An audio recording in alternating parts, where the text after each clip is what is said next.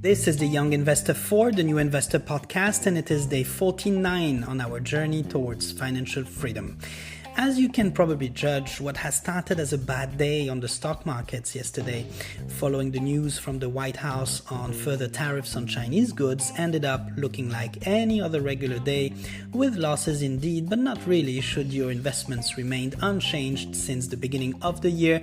My portfolio lost 0.92% in value, hardly anything exceptional if your aim was to take advantage of that news to shop around for companies. The dip was simply not large enough for me to do that.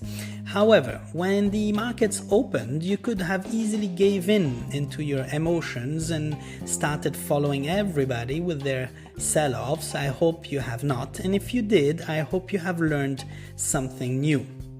The ideal attitude to adopt, however, is to never look at your investments until it is 2030 maybe. There is no need for you to do that if you're confident you have made the right moves in the first place. However, the real purpose for me, at least, if I keep looking at my investments every day, is to keep learning what affects the dynamics of the market and how these have an effect on my investments, how news or world events affect my investments in the short term, or any other stock for that matter that I am actually interested in or following. So I'm also training my mind to remain disciplined and walk my talk, a good self-development technique for me. So I look at my investments every day and for 2 hours before I go to sleep and forget about them until the morning, obviously, when I then pick up my phone and give it a last look for the day. I am not afraid of the markets melting overnight, as I have set my stop losses to doomsday mode, meaning that I set my losses to the level of risk I'm ready to accept should the financial crisis occurs while I am fast asleep. I live in Asia, just as a reminder, so my time zone is opposite to the one in New York. What is going through my mind these past few days is how I should have started my investing journey earlier. I will blame no one but myself, but I have been meaning to say since the beginning, actually, to all those listening and who have not yet started, that the longer you wait and the more regret you will build along the years. I wonder how many more pieces of content you need to consume on the subject before making your first steps. Which word or seminar or book or podcast or article or TV show will be the one that will change your life?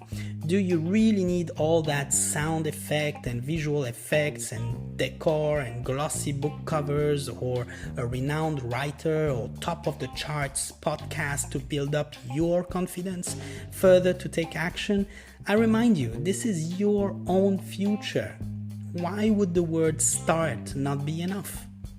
So creating a podcast perfectly beautified to fit the consumer is by no means an intention here, and I do not know how to run such a show.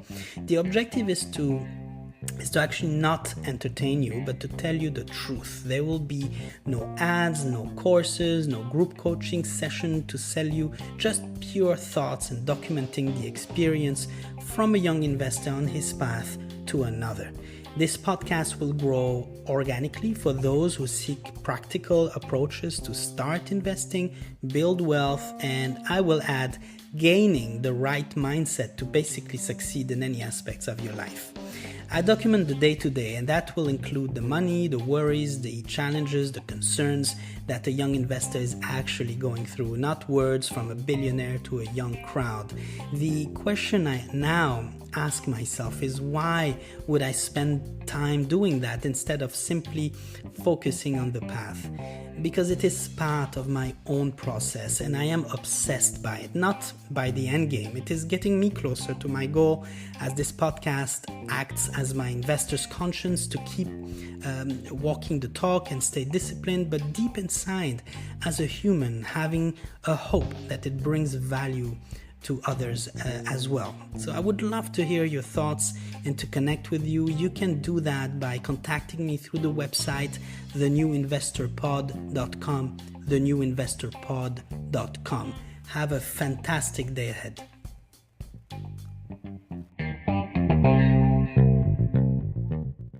The podcast you just heard was made using Anchor. Ever thought about making your own podcast? Anchor makes it really easy for anyone to get started. It's a one-stop shop for recording, hosting, and distributing podcasts. Best of all, it's 100% free. Sign up now at anchor.fm/new. That's anchor.fm/new to get started.